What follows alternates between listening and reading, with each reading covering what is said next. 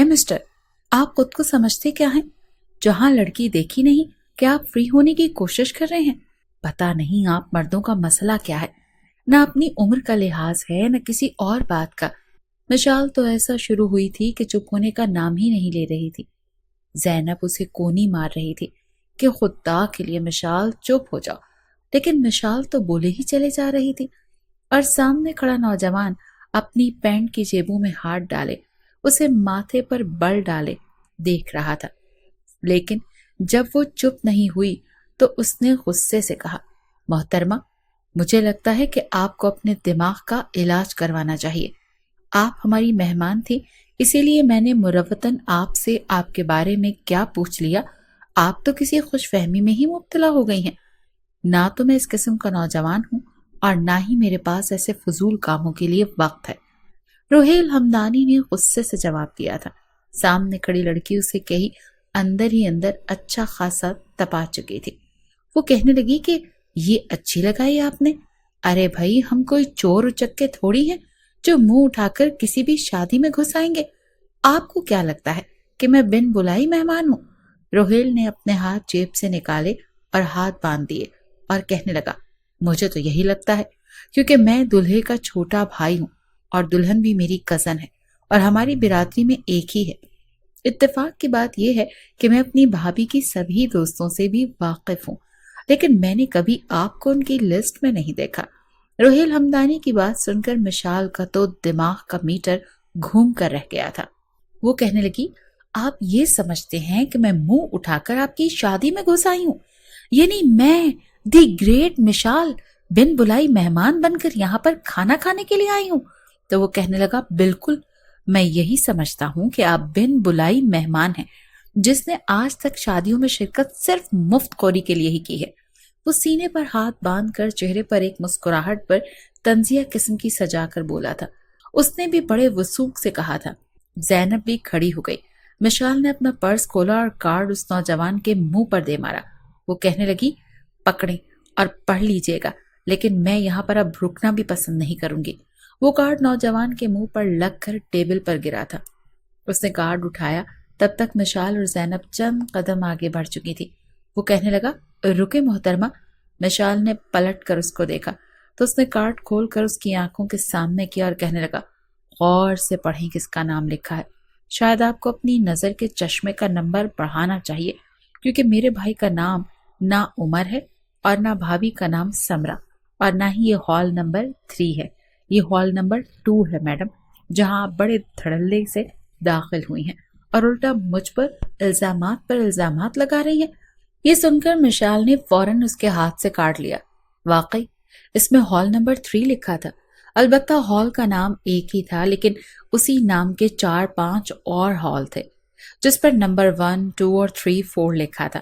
غلطی سے وہ 3 کے بجائے نمبر 2 میں آئی تھی اور آتے ہی ایک کرسی سنبھال کر بیٹھ گئی۔ یہ اس کے کلاس فیلو کی شادی تھی۔ ابھی تک نہ تو دلہن آئی تھی اور نہ ہی دولہا، اسی لیے دونوں ہی ایک ہی ٹیبل پر بیٹھے تھے۔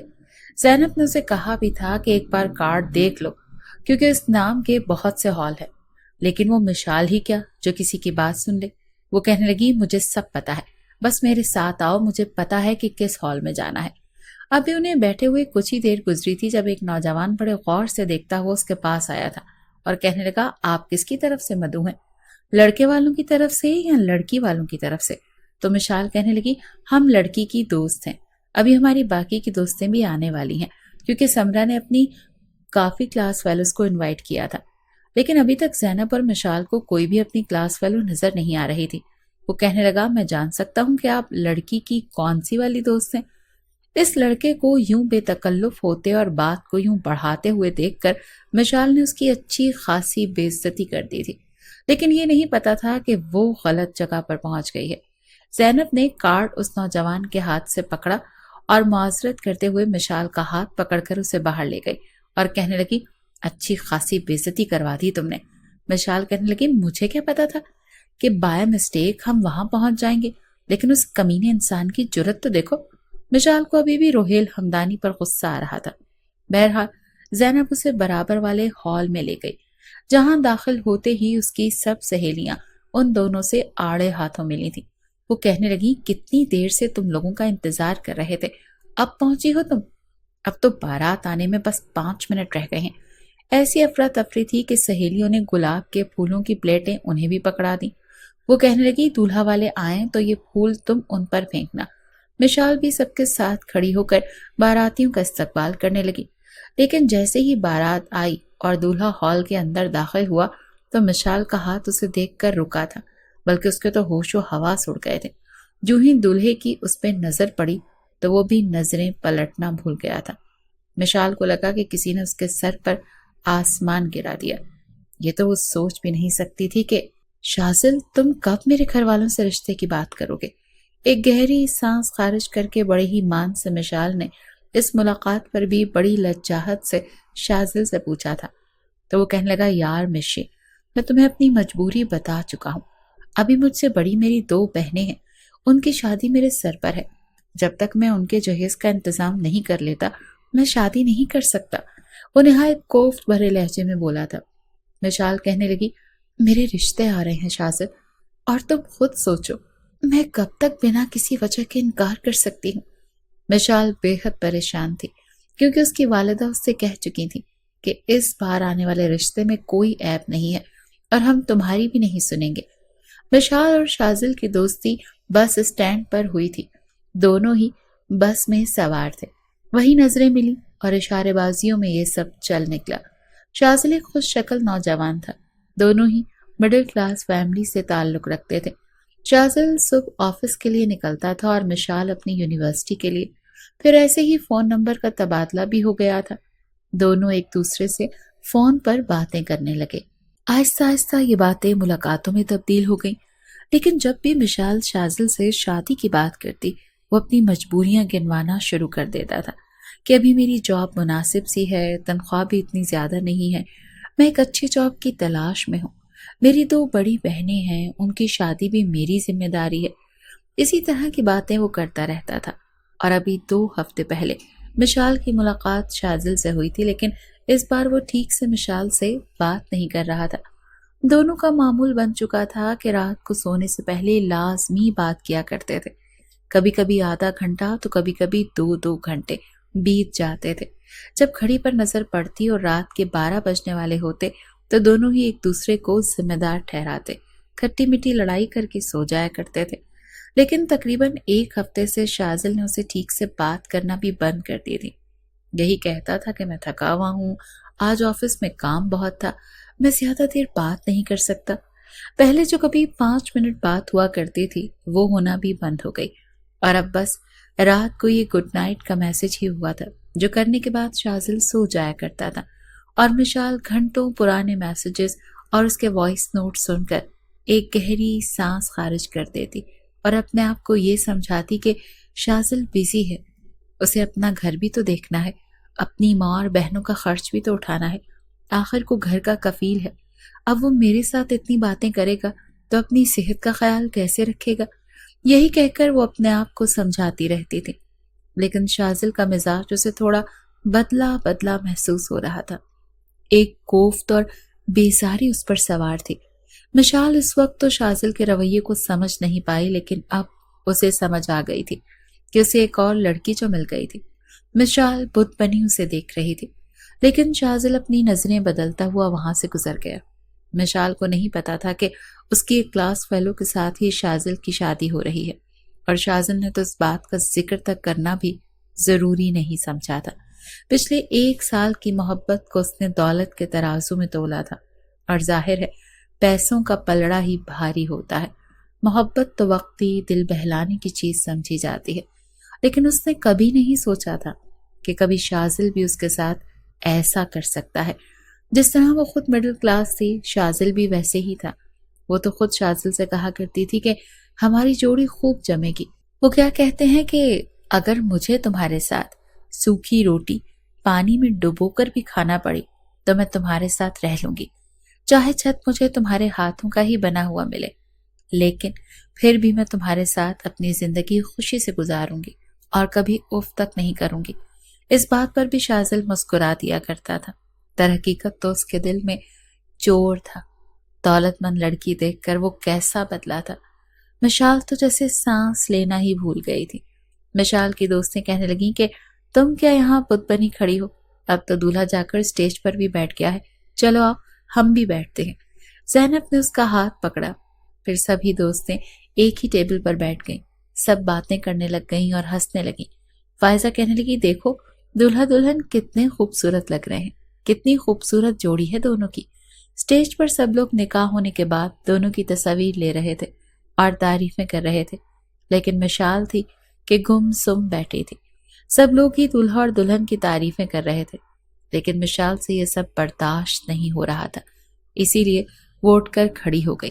تو زینب کہنے لگی تم کیوں کھڑی ہو گئی ہو، ابھی تو کھانا بھی نہیں لگا؟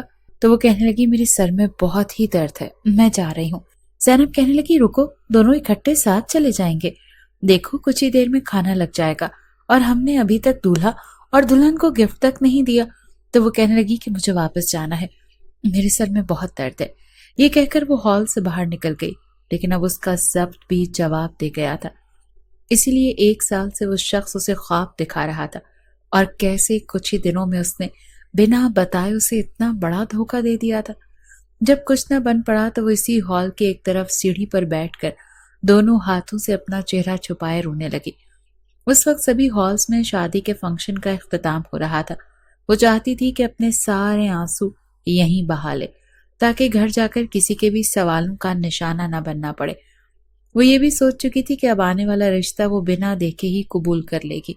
وہ اپنے آپ کو سمجھانے کی کوشش کر رہی تھی، لیکن آنسو تھے کہ رکنے کا نام ہی نہیں لے رہے تھے۔ بار بار دل بھی چلا رہا تھا کہ اس شازل نے اس کے ساتھ ایسا کیا تو کیا کیوں، کہ جب اسے ایک مردانہ آواز سنائی دی، ہیلو محترمہ، کیا ہوا؟ کیا اس بار بھی آپ غلطی سے کسی اور ہال میں داخل ہو گئی تھی؟ اور کیا انہوں نے بھی آپ کو کھانا کھائے بغیر ہی نکال دیا؟ وہ پہلے ہی تپی بیٹھی تھی، پھر یہ بات سن کر تو اس کا پارا ہائی ہوا تھا۔ اس نے دونوں ہاتھ اپنے چہرے سے ہٹائے تو سامنے وہی لڑکا روہیل کھڑا تھا۔ اسے یوں روتا دیکھ کر یکدم وہ چپ ہوا تھا، پھر اسے اپنی غلطی کا احساس ہونے لگا کہ پتہ نہیں کیوں اس نے اس روتی ہوئی لڑکی کو یہ بات سنائی تھی۔ رخصتی ہو چکی تھی اور سب لوگ گھر جا چکے تھے۔ وہ بھی اپنی گاڑی میں گھر جانے کے لیے ہی گاڑی کے پاس کھڑا تھا، جب اس نے سامنے ہال کی سیڑھی پر بیٹھی اس لڑکی کو دیکھا جو منہ چھپائے نہ جانے کیا کر رہی تھی۔ اسی لیے وہ اس کے پاس آ گیا، لیکن اسے کچھ دور آ کر رک گیا اور کچھ فاصلے پر جا کر کھڑا ہو گیا۔ وہ غصے سے اسے دیکھ رہی تھی۔ وہ کہنے لگی آپ کے لیے ہر دوسرا انسان کیا ایک تماشا ہے؟ آپ لڑکے سمجھتے کیا ہیں خود کو؟ جب دل چاہے گا لڑکی سے محبت کر لیں گے، اور جب دل چاہے گا لڑکیوں سے کہہ دیں گے کہ ہم ان سے شادی نہیں کر سکتے، اسی لیے کہ لڑکیاں کمزور ہوتی ہیں اور وہ آپ لوگوں کا مقابلہ نہیں کر سکتی، اور آپ مرد جب چاہیں جو چاہیں کر گزرے۔ آپ ہوتے کون ہیں مجھ سے اس قسم کی بات کرنے والے؟ وہ اپنی بھڑاس بھی روہیل پر نکال رہی تھی جو ابھی شازل کی وجہ سے اسے ملی تھی۔ وہ کہنے لگا آئی ایم سوری، میں نے تو یوں ہی مذاق میں بات کر دی تھی۔ یہ ناول مقدس ہانی کی تخلیق ہے اور آنچل آفیشل 2.0 یوٹیوب چینل کے جملہ حقوق محفوظ ہیں۔ براہ کرم تخلیقی مواد کا احترام کریں اور اسے بغیر اجازت کاپی یا اپلوڈ نہ کریں، ورنہ قانونی کارروائی کی جا سکتی ہے۔ اس کے ان الفاظ کو مشال نے اپنے لبوں ہی لبوں میں بڑبڑایا تھا۔ کہنے لگے کہ ہاں، مذاق میں بات کر دی تھی، آپ لڑکوں کے لیے لڑکیاں مذاق ہی تو ہیں۔ جب دل چاہا کٹ پتلی کی طرح چلا دیا، اپنی مرضی کے مطابق ڈھال لیا، جب دل چاہا اسے ہنسا لیا، جب دل چاہا اسے رلا لیا، اور ایسا رلایا کہ پھر اس کا سرعام تماشا ہی بنا دیا۔ یہ کہہ کر گرما گرم آنسو اس کی آنکھوں سے بہ رہے تھے، جسے اس نے پہنچنے کی کوشش نہیں کی تھی، بس اپنے کاندھے پر موجود بیگ کو ٹھیک کرتے اٹھنے کی تیاریوں میں تھی جب وہ لڑکا چلتا ہوا آیا۔ پھر وہ اس کے برابر میں بیٹھ گیا اور اپنی جیب سے ٹشو نکال کر اس کی طرف بڑھایا اور کہنے لگا کہ سب مرد ایسے ہی ہوتے ہیں، دھوکے باز، جھوٹے، فریبی۔ اس وقت مشال کو بس شازل کا ہی خیال آ رہا تھا۔ اس کی گئی محبت والی باتیں وہ اپنی ہی دھن میں بولے جا رہی تھی، ساتھ ہی ساتھ روہیل کے پکڑائے ہوئے ٹشو سے اپنی آنکھیں اور ناک صاف کر رہی تھی جو رونے کی وجہ سے سرخ ہو چکی تھی۔ وہ سمجھ گیا تھا کہ کہیں نہ کہیں کوئی گڑبڑ ہے۔ پھر وہ معصوم سی خوبصورت سی لڑکیوں سے اتنی بھی بری نہیں لگ رہی تھی کہ اسے روتا ہوا چھوڑ کر چلا جاتا۔ وہ کہنے لگا میں آپ کو ڈراپ کر دوں؟ اس نے ایک نظر روہیل پر ڈالی اور کہنے لگی جی نہیں، مجھے اپنے گھر کا راستہ اچھے سے پتا ہے اور میں جا سکتی ہوں۔ تو وہ کہنے لگا جی ہاں بالکل جا سکتی ہیں، لیکن میری وجہ سے آپ کا دل ٹوٹ گیا ہے، میں نے واقعی آپ کے ساتھ اچھا نہیں کیا، مجھے آپ کو پہلے باتیں نہیں سنانی چاہیے تھی، اور نہ ہی آپ، میں صرف اپنی شرمندگی کو دور کرنے کے لیے یہ کہہ رہا ہوں کہ میں آپ کو ڈراپ کر دیتا ہوں، یقین جانیے میں بہت شریف قسم کا لڑکا ہوں، آپ کو بحفاظت آپ کے گھر چھوڑ دوں گا۔ کچھ دیر تو مشال سوچنے لگی کہ کیا کرے، ویسے تو وہ زینب کے ساتھ آئی تھی اور رکشے کا کرایہ اسی نے دیا تھا، واپسی پر زینب کرایہ دینا تھا، اور اب وہ ناراض ہو کر باہر بیٹھی تھی، پرس بالکل خالی تھا، بس وہ تحفہ رکھا ہوا تھا جو اس نے سمرا کو دینا تھا۔ پھر وہ لڑکا معافی مانگ رہا تھا اور مفت میں گھر بھی چھوڑنے کا کہہ رہا تھا، تو وہ کہنے لگی ٹھیک ہے۔ یہ سن کر روہیل فوراً سے کھڑا ہو گیا، مشال بھی کھڑی ہو چکی تھی، وہ اسے اپنی گاڑی کے پاس لے کر آیا اور فرنٹ ڈور کھول کر اسے بیٹھنے کے لیے کہا، پھر خود بھی جا کر ڈرائیونگ سیٹ پر بیٹھ گیا۔ اپنا ایڈریس بتا کر وہ کھڑکی سے باہر دیکھنے لگی، ابھی بھی اس کے آنسوؤں پر ضبط نہیں تھا، بار بار وہ اپنے ہاتھ سے اپنے رخسار پر گرنے والے آنسو صاف کر رہی تھی۔ روہیل کنکھیوں سے اسے دیکھ رہا تھا، وہ کہنے لگا دیکھیں میں آپ سے معذرت کر چکا ہوں، آپ یوں تو مت روئیں۔ مشال کہنے لگی میں آپ کی وجہ سے نہیں رو رہی، میں تو ایک دھوکے باز کی وجہ سے رو رہی ہوں، کمینہ بے وفا، اللہ کرے اس کی بیوی اسے گنجا کر دے، جس دولت کے گمان میں اس نے مجھے چھوڑا ہے نا، اللہ کرے وہی دولت سانپ بن کر اس کا منہ نوچ کھائے، اور اگر یہ گنجا نہیں ہوتا تو اس کی بیوی اسے ہفتے گنجی ٹنڈی منڈی ہو جائے۔ یہ سن کر روہیل نے اپنی ہنسی دبانے کی کوشش کی تھی، وہ کہنے لگا اگر آپ مناسب سمجھیں تو مجھے بتائیں، گنجا میں اسے کر دیتا ہوں، سوری ٹو سے اس کی بیوی کو تو میں نہیں کہہ سکتا تھا، لیکن آپ کا غصہ کم کرنے خاطر میں اسے گنجا ضرور کر سکتا ہوں، اگر آپ کہیں گی تو اس پر میں سانپ تک چھڑوا دوں گا۔ یہ بات اس نے اسٹیئرنگ کو تھامے ہوئے سامنے دیکھتے بڑی ہی خوش دلی سے کہا تھا، نہ جانے کیوں اس لڑکی کے ساتھ بات کرتے ہوئے اس کے اپنے دل میں بھی پھول جڑیاں سی پھوٹ رہی تھی۔ وہ کہنے لگی یہ جو میں اپنی دوست کی شادی پر گئی تھی نا، آپ کو پتا ہے نا اس کا دولہا کون تھا؟ مشال سدا سے ہی بیوقوف قسم کی لڑکی تھی، ہر ایک سے اپنے دل کی بات کہہ دینے والی، کبھی بھی اپنا دکھ اپنے اندر نہیں رکھتی تھی، اسی لیے ذرا سی ہمدردی پا کر روہیل کو بھی ساری بات بتانے لگی۔ روہیل کہنے لگا نہیں، میں تو نہیں جانتا اس کا دولہا کون تھا، کیا گنجا تھا؟ اسے اس لڑکی کی باتیں کافی دلچسپ لگ رہی تھی، وہ کہنے لگی نہیں، وہ گنجا نہیں تھا، وہ تو وہی تھا جس نے مجھ سے محبت کے جھوٹے وعدے کیے تھے، کمینہ، خود غرض، لالچی، سمرا کی دولت کیا دیکھی کہ اس سے شادی کے لیے راضی ہو گیا اور مجھے بتایا تک نہیں۔ سارے مرد ایک سے ہوتے ہیں، I hate all men because all men are unfaithful۔ Rohail کہنے لگا سب ایسے نہیں ہوتے، کچھ اچھے بھی ہوتے ہیں اور کچھ لڑکیاں بھی تو بے وفائی کر جاتی ہیں۔ تو وہ کہنے لگی جی نہیں، لڑکیاں بے وفا نہیں ہوتی، آپ کو پتا ہے میں نے اپنے اتنے اچھے سے اچھے رشتے اس کمینے بے وفا کے لیے ریجیکٹ کیے ہیں۔ وہ اپنا پورا رخ روہیل کی جانب موڑ چکی تھی، ان میں سے ایک دو ڈاکٹر بھی تھے۔ مشال کو رہ رہ کر پچھتاوا ہو رہا تھا۔ روہیل نے سامنے رکھے ٹیشو باکس سے 3-4 ٹیشو نکال کر اسے دیے اور کہنے لگا اوہو، یہ تو بڑے دکھ کی بات ہے، اسی لیے کہ میں بھی ڈاکٹر ہوں اور آپ کا دل سمجھ سکتا ہوں کہ اگر ڈاکٹر کا رشتہ آئے تو لڑکی بڑی مشکل سے ہی انکار کرتی ہے۔ اس نے تسلی دیتے ہوئے یہ بات کہی تھی۔ وہ کہنے لگا پتا ہے ہاسپٹل میں کام کرتا تھا، اچھی خاصی تنخواہ تھی، لیکن میرے سر پر تو اس کمینے شازل کا بھوت سوار تھا، سمرا کے 4 پیسے کیا دیکھے کتے کی طرح دم ہلاتا ہوا اس کے پیچھے چلا گیا۔ آئی ہیٹ ہم۔ روہیل کہنے لگا آپ کی مطلوبہ جگہ آ گئی ہے، اب کس گلی میں جانا ہے بتا دیں۔ باتوں باتوں میں مشال کو پتا ہی نہیں چلا کہ وہ اپنے گھر کے قریب پہنچ چکی ہے۔ وہ کہنے لگی بس یہاں سے دائیں گلی میں، پھر اس نے گھر کے پاس گاڑی رکوائی۔ وہ کہنے لگی آپ کا بہت بہت شکریہ۔ یہ کہہ کر وہ گاڑی سے نیچے اترنے لگی تو روہیل نے اپنا کارڈ اسے دیا تھا۔ وہ کہنے لگا اس میں میرا فون نمبر لکھا ہے، اگر اس بے وفا لڑکے کو منہ توڑ جواب دینے کا ارادہ ہو تو مجھے کل صبح ہی کال کر کے بتا دیجیے گا، میں آپ کی مدد کر دوں گا۔ مشال نے کچھ سوچتے ہوئے وہ کارڈ پکڑ لیا اور گاڑی سے اتر کر اپنے گھر کے دروازے پر دستک دی۔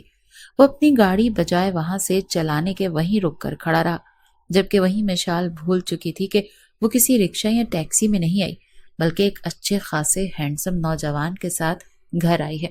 جیسے ہی اسے احساس ہوا تو وہ گھبرا کر فوراً پیچھے ہٹی، دروازے پر دستک دینے کے بجائے سیدھا فرنٹ سیٹ کی طرف گئی اور کہنے لگی آپ کا بہت بہت شکریہ، آپ نے مجھے باحفاظت گھر تک پہنچا دیا، بتائیے کرایہ کتنا ہوا؟ اس کا پرس خالی تھا۔ جواب میں اس نے پہلے تو چونک کر اور پھر چہرے پر سنجیدگی سجا کر کہا کہ یہی کوئی 1500 روپے۔ مشال کی تو آنکھیں حیرت سے پھٹی کی پھٹی رہ گئی تھی۔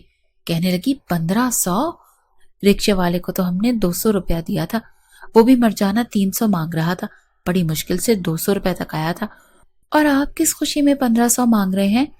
جواب میں مقابل کے چہرے پر مسکراہٹ آئی، لیکن اپنی مسکراہٹ چھپا کر وہ بھی دیدے پھاڑ کر کہنے لگا کہ وہ رکشہ تھا، چنچی رکشہ، اور آپ میری 1.5 کروڑ کی گاڑی میں فرنٹ سیٹ پر اے سی میں بیٹھ کر آئی ہیں۔ مشال کے تو کانوں سے دھواں نکلا تھا۔ فوراً سرخ چہرہ لے کر گرنے لگی کہ اچھا لگتا ہے آپ نے اپنی ایک گاڑی بھی یوں ہی خوبصورت خوبصورت لڑکیوں کو لفٹ دے کر ان سے 1500 1000 بٹور کر ہی خریدی ہے۔ اچھا بزنس ہے ویسے یہ بھی، خیر سے۔ وہ اپنی کمر پر ہاتھ رکھ کر انگلی گھما کر بولی تو اگلے ہی پل وہ بڑے زوروں سے ہنسا تھا، شاید ہی آج سے پہلے کبھی وہ اتنا کھل کر ہنسا ہو۔ کہنے لگا کہ محترمہ، آپ سے کوئی نہیں جیت سکتا، میں مذاق کر رہا تھا، اب آپ جائیے۔ یوں اس کا مسکراتا دیکھ کر مشال نے تو شکر کا سانس لیا۔ اگر سچ مچ 1500 دینے پڑ جاتے تو اسے تو اپنی نانی دادی یاد آ جانی تھی۔ دروازے پر دستک دینے سے پہلے وہ اپنا چہرہ صاف کر چکی تھی۔ دروازہ اس کی چھوٹی بہن نے کھولا تھا۔ وہ کہنے لگی اپیا، آپ اتنی جلدی واپس آ گئی؟ وہ کہنے لگی ہاں، بس شادی جلدی ختم ہو گئی تھی۔ یہ کہہ کر وہ اندر داخل ہوئی اور دروازہ بند کر دیا۔ روہیل کو تو وہ بیوقوف سی بھولی بھالی لڑکی بہت اچھی لگی تھی۔ مشال پوری رات یہی سوچتی رہی کہ آخر روہیل اس کی کیا مدد کرے گا۔ خیر وہ بھی شاذر کو مزہ چکھانا چاہتی تھی، اسی لیے اس نے صبح ہوتے ہی کارڈ اپنے پرس سے نکالا اور اپنے موبائل سے روہیل کا نمبر ملایا۔ وہ بھی شاید اسی کی کال کا منتظر تھا۔ اس نے فوراً سے فون اٹھایا اور کہنے لگا کون؟ مشال کہنے لگی میں۔ تو وہ کہنے لگا میں کون؟ وہ کہنے لگی میں مشال، رات کو ہی تو آپ نے مجھے اپنا کارڈ دیا تھا۔ میں آپ سے یہ پوچھنا چاہتی تھی کہ آپ شاذل کو کیسے مزہ چکھا سکتے ہیں؟ تو وہ کہنے لگا اچھا تو آپ کا نام مشال ہے۔ پھر وہ کہنے لگا کہ دیکھیں، آپ کو ولیمے کا بھی کارڈ ملا ہوگا۔ تو وہ کہنے لگی جی ہاں ملا ہے، لیکن میں نہیں جاؤں گی۔ تو وہ کہنے لگا یہ آپ کی سب سے بڑی بھول ہوگی، آپ کو جانا چاہیے۔ آپ تیار ہو کر ولیمے پر جائیں اور سب کے سامنے اس نوجوان کی بے عزتی کر دیں کہ یہ بے وفا ہے، اور آپ کو اس شخص کی بے وفائی کی اور اس کی کوئی پرواہ نہیں ہے۔ اس جیسے شخص کے لیے آپ نہ تو رونا پسند کرتی ہیں، نہ ہی اس کی محبت کا روگ اپنے دل کو لگا سکتی ہیں۔ یقین جانیے ایسا کرنے سے آپ کو بہت سکون ملے گا، اور اس لڑکے کی بھی اچھی خاصی بے عزتی ہو جائے گی۔ پھر یقیناً اس کی بیوی اسے مار مار کر گنجا ضرور کرے گی۔ مشال کہنے لگی میں یہ نہیں کر سکتی، کیونکہ میں ابھی بھی اس سے محبت کرتی ہوں۔ میں نے پوری رات رو کر گزاری ہے۔ آسان نہیں ہوتا کسی سے یکدم نفرت کر لینا یا کسی کی محبت کو اپنے دل سے نکال دینا۔ آپ کو نہیں پتا محبت کیا چیز ہوتی ہے۔ روہیل کہنے لگا میں جانتا ہوں آپ اس وقت بہت ڈس ہارٹ ہیں، لیکن ایسے لڑکوں کو مزہ تو چکھانا چاہیے نا۔ دیکھیں میں آپ کا ساتھ دینے کو تیار ہوں۔ آپ اسے کہہ دیں کہ اگر وہ کسی نئی لڑکی سے شادی کر سکتا ہے تو آپ کو بھی اس کی پرواہ نہیں ہے، آپ بھی مجھ سے شادی کر سکتی ہیں۔ اس بات پر مشال ہتھے سے اکڑی تھی۔ وہ کہنے لگی میں کیوں کرنے لگی آپ سے شادی؟ دیکھیں مجھے آپ بالکل پسند نہیں ہیں۔ میں نے آپ سے لفٹ کیا لے لی، آپ سے دل کی 2 باتیں کیا کر لی، آپ شاید کچھ اور ہی سمجھنے لگے ہیں۔ دیکھیں میں اس قسم کی لڑکی نہیں ہوں۔ وہ کہنے لگا میں نے کب کہا کہ آپ ایسی ہیں، اور میں صرف آپ کو یہ سب اس لیے کہہ رہا ہوں تاکہ اس لڑکے کو منہ توڑ جواب مل سکے۔ بے شک آپ مجھ سے شادی مت کیجیے گا، صرف اس لڑکے سے کہیے گا تاکہ اسے لگے کہ آپ کو اس کی کوئی پرواہ نہیں۔ کافی سمجھانے کے بعد مشال کی عقل میں یہ بات بیٹھی تھی اور وہ تیار بھی ہو گئی تھی۔ ولیمے پر جب گئی تو بے حد خوبصورت لگ رہی تھی، لیکن جب سامنے اسٹیج پر بیٹھے شاذل اور سمرا کو دیکھا تو سینے میں پھر سے آگ جلنے لگی۔ دل چاہا کہ یہیں سے واپس لوٹ جائے، اس سے پہلے کہ وہ واپسی کے لیے پلٹتی۔ جلدی سے روہیل اس کا ہاتھ تھام چکا تھا۔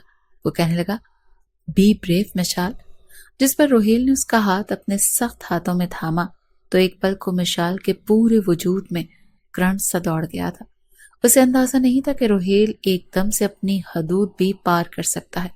وہ اپنا ہاتھ اس سے چھڑوانے لگی، لیکن وہ اسے اپنی آنکھوں کے اشارے سے جیسے سمجھا چکا تھا کہ اس کے ہاتھ کو اپنے مضبوط ہاتھوں میں بھینچ کر روہیل بھی کہیں نہ کہیں سرشار سا ہو چکا تھا، جبکہ مشال اس وقت بدلے کی آگ میں سوار ہو چکی تھی اور پھر اسے اسٹیج پر لے کر آیا۔ شازل کے تو ہوش اڑ گئے تھے، اس کی تو رنگت اڑ کر رہ گئی تھی کہ کہیں مشال کچھ گڑبڑ نہ کر دے۔ سمرا کہنے لگی، ارے مشال، تم تو کل بھی مجھ سے ملنے نہیں آئی۔ وہ مسکراتے ہوئے اسٹیج پر آئی اور سمرا سے ہاتھ ملا کر کہنے لگی، ایکچولی میں تمہیں کل ملنا چاہتی تھی، لیکن اچانک مجھے کال آ گئی۔ میری والدہ نے مجھے گھر بلا لیا تھا، میرا رشتہ پکا ہو گیا ہے نا، اس لیے۔ تو وہ کہنے لگی، روہیل، اب میں تمہیں اپنی دوست سے ملواتی ہوں۔ پھر اسٹیج پر آ کر کہنے لگی، ان سے ملو، یہ ہے میرا فیانسی روہیل ہمدانی، جانتے ہو ہارٹ سرجن ہے، اور انہیں تو امریکہ سے آفر بھی ہو رہی ہے۔ وہاں کے ہاسپٹل والے روہیل کو اپنے ہاسپٹل میں رکھنا چاہتے ہیں۔ بس مجھے روہیل کے ساتھ رشتہ پکا ہونے کی اتنی خوشی ہے کہ میں تمہاری شادی کو ادھورا چھوڑ کر ہی چلی گئی تھی۔ پھر اس نے پرس سے ایک گفٹ نکالا اور سمرا کو دے دیا۔ شازل تو اس کی شکل ہی دیکھتا رہ گیا تھا۔ روہیل پھر سمرا کو مبارکباد دینے لگا، پھر اس نے اپنا ہاتھ شازل کی جانب بڑھایا تو بڑی مشکل سے اس نے روہیل کے ساتھ مصافحہ کیا۔ روہیل کہنے لگا، بہت بہت مبارک ہو آپ کو۔ پھر مشال کی طرف دیکھنے لگا، لیکن مشال نے اپنا انداز لاپرواہی رکھا تھا۔ پھر وہ روہیل کا ہاتھ پکڑ کر اسٹیج سے نیچے اتر گئی۔ روہیل کہنے لگا، تم نے بہت ہی بہادری کا مظاہرہ کیا ہے، شکل دیکھی ہے تم نے شازل کی کس طرح سے اتری ہوئی ہے۔ وہ کہنے لگی، اب مجھے اپنے اندر نہ کچھ ٹھنڈک سی محسوس ہو رہی ہے۔ یہ کہہ کر وہ روہیل کے ساتھ ہال سے باہر نکل آئی تھی۔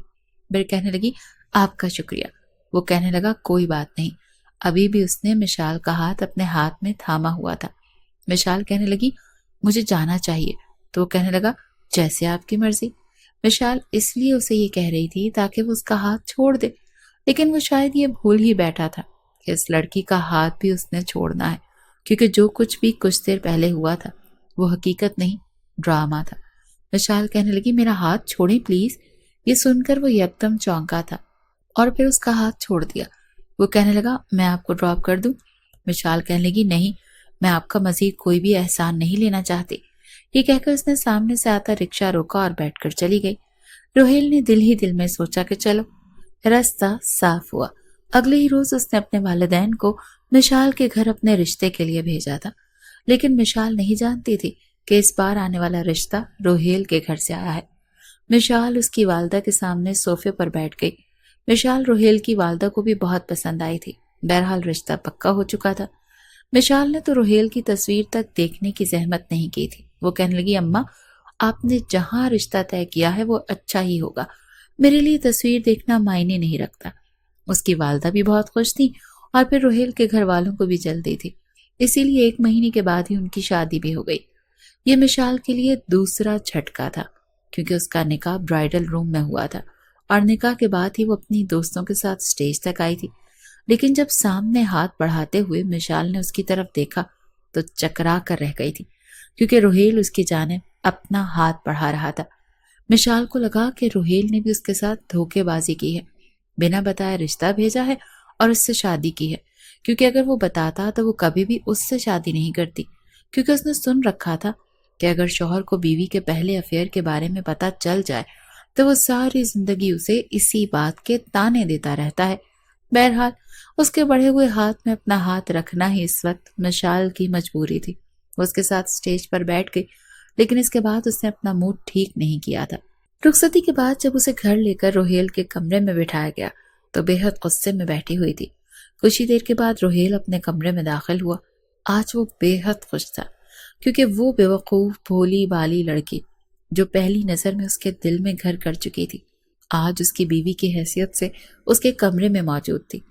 بڑی ترنگ میں وہ چلتا ہوا بیڈ تک پہنچا تھا۔ جیسے ہی بیڈ پر بیٹھا تو مشال پیچھے ہٹ گئی اور کہنے لگی، آپ نے کیا سمجھا تھا کہ شازل میرے ساتھ بے وفائی کرے گا تو میں آپ کو چانس دے دوں گی؟ یہ ناول مقدس ہانی کی تخلیق ہے اور آنچل آفیشیل 2.0 یوٹیوب چینل کے جملہ حقوق محفوظ ہیں۔ براہ کرم تخلیقی مواد کا احترام کریں اور اسے بغیر اجازت کاپی اپلوڈ نہ کریں، ورنہ قانونی کارروائی کی جا سکتی ہے۔ اس کی یہ بات سن کر روہیل کے ماتھے پر بل پڑے تھے۔ کہنے لگا کہ کیا مطلب؟ اتنا غصہ کیوں ہو رہی ہو؟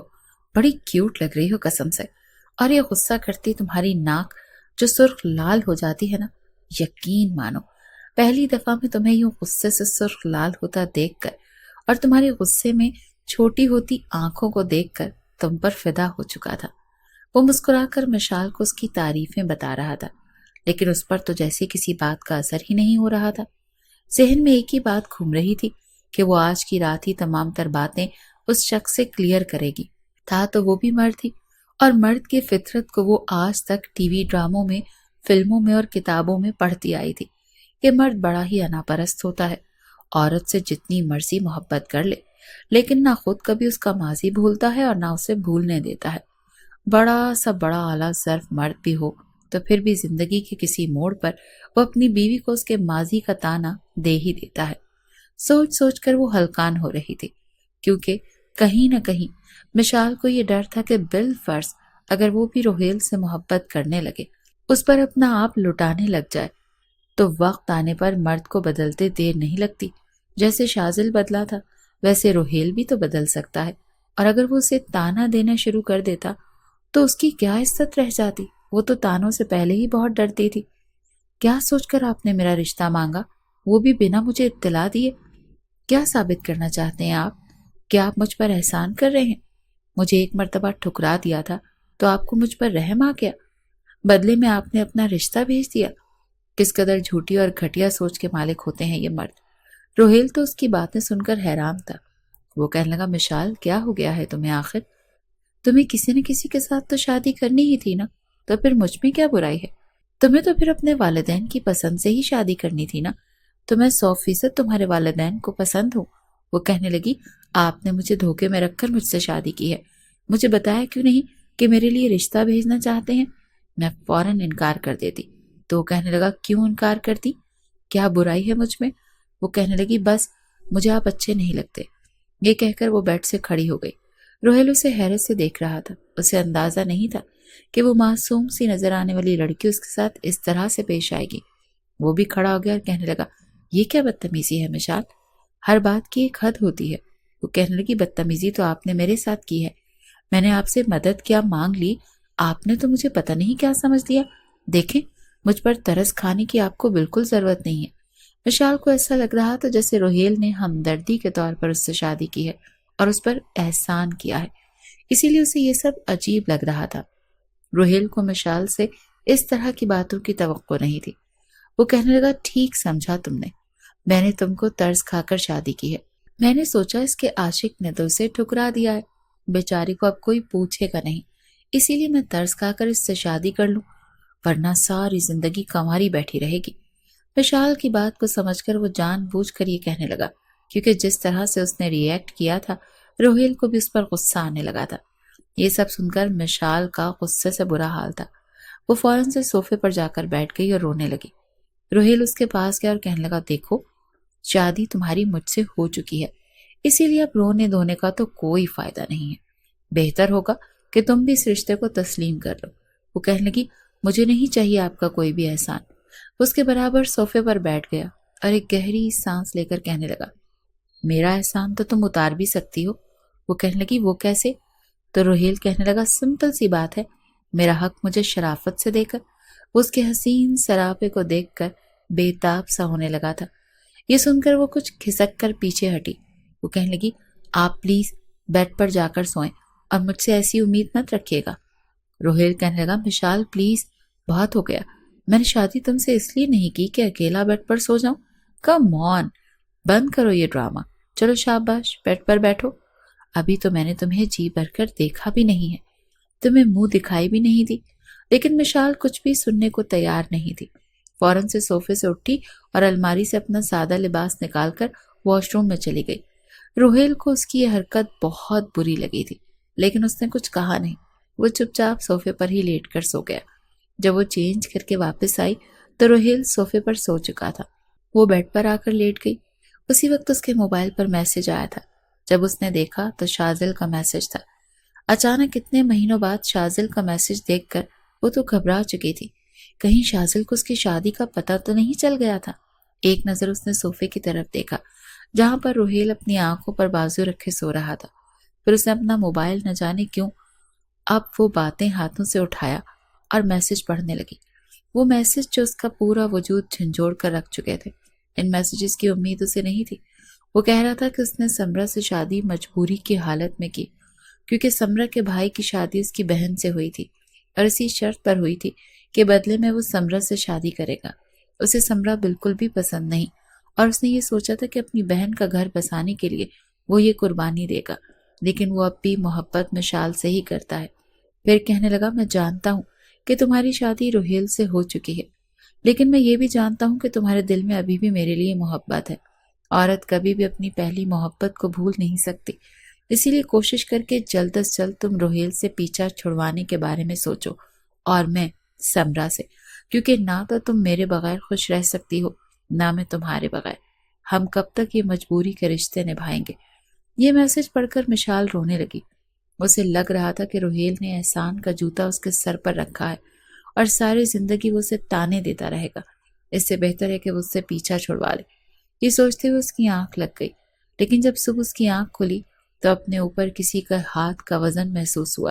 جیسے اس نے آنکھ کھول کر دیکھا تو روہیل اس کے بہت قریب لیٹا ہوا تھا اور اپنا ہاتھ اس کے اوپر رکھ کر سو رہا تھا۔ یہ دیکھ کر اس نے فوراً سے اس کا ہاتھ اپنے ہاتھ سے پیچھے جھٹکا تھا۔ روہیل کی آنکھ کھل گئی تھی۔ اس سے پہلے کہ اس سے پیچھے ہٹتی وہ اسے اپنے حصار میں لے چکا تھا۔ وہ کہنے لگا، چھوڑو بھی ساری ناراضگی۔ تو وہ کہنے لگی، نہیں چاہیے مجھے آپ کی یہ احسان مندی کی شادی، ویسے بھی میری شازل سے بات ہو چکی ہے۔ وہ سمرہ سے شادی نہیں کرنا چاہتا تھا، بس اپنی بہن کی شادی کی مجبوری کی وجہ سے اس نے یہ شادی کی ہے۔ بس آپ مجھے چھوڑ دیں، مجھے آزاد کر دیں، میں شازل سے ہی محبت کرتی ہوں۔ یہ سن کر روہیل کی نیند بھگ سے بھاگی تھی۔ وہ کہنے لگا، دماغ تو خراب نہیں ہو گیا تمہارا؟ تم اس شخص کے پاس جانا چاہتی ہو جس نے تمہیں پہلے بھی دھوکہ دیا ہے؟ وہ کہنے لگی، ہاں، مجھے آپ کا احسان نہیں چاہیے۔ وہ اٹھ کر بیٹھ چکی تھی۔ روہیل بھی اٹھ کر بیٹھ گیا۔ وہ کہنے لگا، جس شخص نے تمہیں پہلے دھوکہ دیا ہے وہ اب بھی دھوکہ دے گا، اسی لیے تم بہت غلط فیصلہ کر رہی ہو اپنے لیے۔ میں یہ نہیں چاہتا کہ تم مزید کسی بھی دھوکے باز کے جال میں پھنسو۔ وہ کہنے لگی، یہ میری زندگی ہے، میں جیسے چاہوں گزاروں، بس آپ مجھے طلاق دیں۔ روہیل کو اس کی بات پر اتنا غصہ آیا کہ وہ غصے سے چلا کر بولا کہ میں نہیں دوں گا تمہیں طلاق، یہ کوئی مذاق نہیں ہے۔ جانتی بھی ہو تم کہ تم کیا کہہ رہی ہو؟ کل رات ہماری شادی ہوئی ہے اور تم آج مجھ سے طلاق مانگ رہی ہو؟ ہوش کے ناخن لو، وہ لڑکا ہمارے بیچ پھوٹ ڈلوا رہا ہے، پہلے بھی تمہیں دھوکہ دے چکا ہے، تمہیں اس کے ہاتھ لگ چکے ہیں اور ایک مرتبہ پھر تم اس پر اعتبار کر رہی ہو۔ پاگل ہو گئی ہو کیا تم؟ کون سی بیوی ہوتی ہے جو اپنے شوہر کے سامنے اس طرح کی باتیں کرتی ہے؟ میں سب کچھ بھلا کر تمہارے ساتھ اپنی نئی زندگی شروع کرنا چاہتا ہوں، اور تم کس طرح کی باتیں کر رہی ہو میرے ساتھ؟ روہیل کا تو بس نہیں چل رہا تھا کہ وہ اپنا سر دیوار میں دے مارے، کیونکہ عورت پر ہاتھ اٹھانا اور سختی کرنا تو اس کی تربیت میں شامل ہی نہیں تھا، جبکہ اسے اتنے غصے میں دیکھ کر نہ جانے کہاں سے اتنی ہمت مشال میں آ چکی تھی کہ اپنے ہی شوہر کے سامنے سینہ تان کر کھڑی ہو گئی۔ کہنے لگی، مجھے فرق نہیں پڑتا آپ کے شور سے، جتنا چلانا ہے چلا لیں آپ چاہتے تھے نا کہ ساری زندگی مجھے احسان تلے دبا کر رکھیں، بار بار میرے سامنے شازل کی باتیں کر کے مجھے نیچے دکھائیں، لیکن میں کبھی بھی آپ کے جھانسے میں آنے والی نہیں ہوں۔ روہیل تو اپنا سر پکڑ کر رہ چکا تھا۔ غصے سے روہیل بولا کہ اس شازل کو تو میں اب ایسا مزہ چکھاؤں گا کہ یاد رکھے گا۔ پھر اس نے مشال کا موبائل پکڑا اور شازل کا نمبر ڈائل کیا۔ مشال کہنے لگی، آپ شازل سے کچھ نہیں کہیں گے، لیکن وہ شازل کو کال کر چکا تھا۔ کچھ ہی دیر میں بیل بجنے کے بعد شازل نے فون اٹھایا۔ وہ کہنے لگا، اگر تم نے دوبارہ میری بیوی کے نمبر پر فون کیا تو تم سوچ بھی نہیں سکتے کہ میں تمہارے ساتھ کیا کروں گا۔ میں اچھے طریقے سے جانتا ہوں کہ تم کیا چاہتے ہو۔ تم سمرہ کو کبھی بھی طلاق نہیں دو گے، کیونکہ تم جانتے ہو کہ اگر تم نے سمرہ کو طلاق دی تو تمہارا بہنوئی تمہاری بہن کو طلاق دے دے گا۔ تمہیں تکلیف بس اس بات کی ہے کہ مشال کی شادی ایک کامیاب انسان سے کیوں ہو گئی، وہ تمہارے پیار میں رو کیوں نہیں رہی۔ تم ساری زندگی کا پچھتاوا اسے دینا چاہتے ہو، اور یہ میں ہونے نہیں دوں گا۔ روہیل نے موبائل سپیکر پر ہی رکھا ہوا تھا۔ وہ کہنے لگا، بہت چالاک ہو تم، لیکن میں جانتا ہوں کہ مشال مجھ سے بہت محبت کرتی ہے۔ میں نہیں چاہتا کہ وہ ایک کامیاب زندگی گزارے۔ میں چاہتا ہوں کہ وہ میری یاد میں روتی رہے اور مجھ سے محبت کرتی رہے۔ مجھ سے برداشت نہیں ہوتا تھا کہ اس کی زندگی میں کوئی مجھ سے زیادہ خوبصورت اور کامیاب شخص آئے، اور تم ایسے ہی ہو۔ لیکن میں مشال کو تم سے دور کر دوں گا۔ یہ سن کر مشال کا دماغ تو خراب ہوا تھا۔ روہیل اسے غصے سے دیکھ رہا تھا۔ روہیل نے فون بند کر دیا اور کہنے لگا، سن لیا تم نے، اب بھی تم اس پر اعتبار کرو گی؟ بہت افسوس کی بات ہے، میں نے تم سے محبت کی تھی، مجھے تم اچھی لگی تھی، بے وقوف اور معصوم سی۔ میں نہیں چاہتا تھا کہ تم مزید کسی بھی ایسے لڑکے کے دھوکے میں آؤ، لیکن تمہیں شاید شوق ہے۔ اب بتاؤ کیا چاہتی ہو تم؟ جو چاہتی ہوگی میں وہ کر دیتا ہوں۔ مشال نے ہاتھ جوڑ کر اس کے سامنے کان پکڑے تھے۔ وہ کہنے لگی، مجھے معاف کر دیں، میں ہوں ہی بے وقوف، میں کبھی بھی اپنے بارے میں کچھ اچھا نہیں سوچ سکتی۔ Rohail, I am sorry. مگر وہ پھر بھی اس کے سینے سے یوں چپکی جیسے اس کے وجود کا ہی حصہ ہو۔ روہیل نے اس کے ماتھے کا بوسہ لیا اور کہنے لگا کہ مجھے پتا تھا کہ تمہیں اپنی غلطی کا احساس ہوگا تو تم معافی مانگ لو گی، لیکن دیکھو آئندہ سے کبھی بھی میری محبت پر شک مت کرنا۔ وہ کہنے لگی، کبھی بھی نہیں کروں گی۔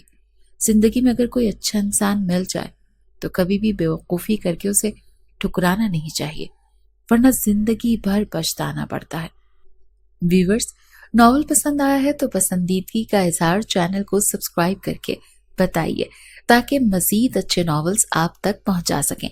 ملتے ہیں نیکسٹ ناول میں، تب تک لائک، سبسکرائب اور کامنٹس کر کے موجودگی کا احساس دلاتے رہیے۔ اللہ حافظ۔